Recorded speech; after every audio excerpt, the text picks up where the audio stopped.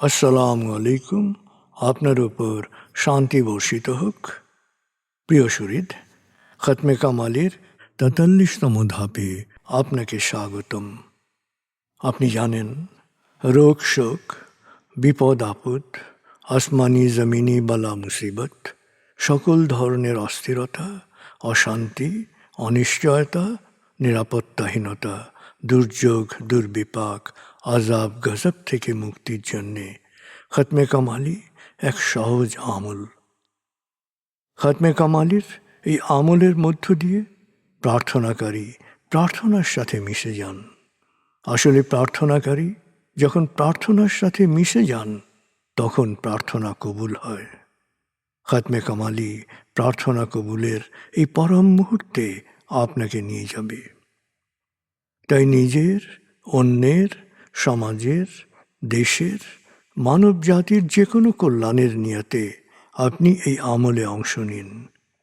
আপনি সকল বিপদ আপদ, বালা মুসিবত মুক্ত হন। আপনার জন্যে কল্যাণকর সকল দোয়া আল্লাহ কবুল করুন। সব সময় আল্লাহ আমাদেরকে তার রহমতের ছায়ায় রাখুন। এই কামনা করে আমি শহীদ আল বুখারী মহাজাতক খতমে কামালির পুরো প্রক্রিয়ায় আপনার সাথে থাকছি। আসুন এবার আমরা ডুবে যাই সত্যের গভীরে।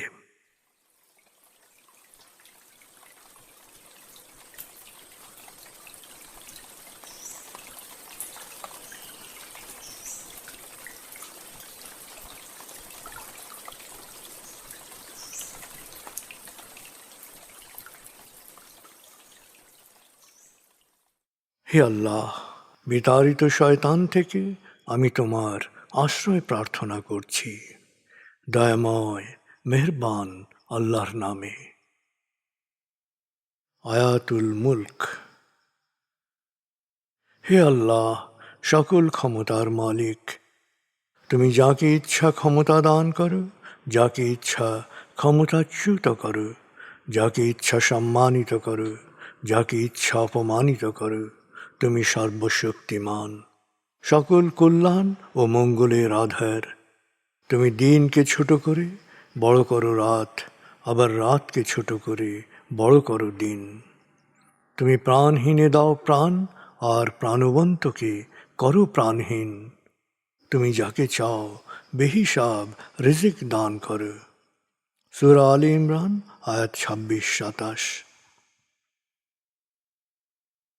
আয়াতুল কুরসি। আল্লাহ ছাড়া কোনো উপাস্য নেই। তিনি শাশ্বত, চিরঞ্জীব, বিশ্ব প্রকৃতির সর্বসত্তার ধারক। তিনি তন্দ্রা নিদ্রাহীন, সদা সজাগ, মহাকাশ ও পৃথিবীর সব কিছুর মালিক। তার সদয় অনুমতি ছাড়া তার কাছে সুপারিশ করার সাধ্য কারো নেই। দৃশ্যমান বা দৃশ্য, অতীত বা ভবিষ্যৎ, সৃষ্টির সব কিছুই তিনি জানেন। তিনি যতটুকু জানাবেন, এর বাইরে তার জ্ঞানের সীমানা সম্পর্কে ধারণা করা কারো পক্ষেই সম্ভব নয়। তার আসন, তার কর্তৃত্ব পৃথিবী ও নভমণ্ডলের সর্বত্র বিস্তৃত, আর তার সংরক্ষণে তিনি অক্লান্ত। তিনি সর্বোচ্চ, সুমহান। সূরা বাকারা আয়াত ২৫৫।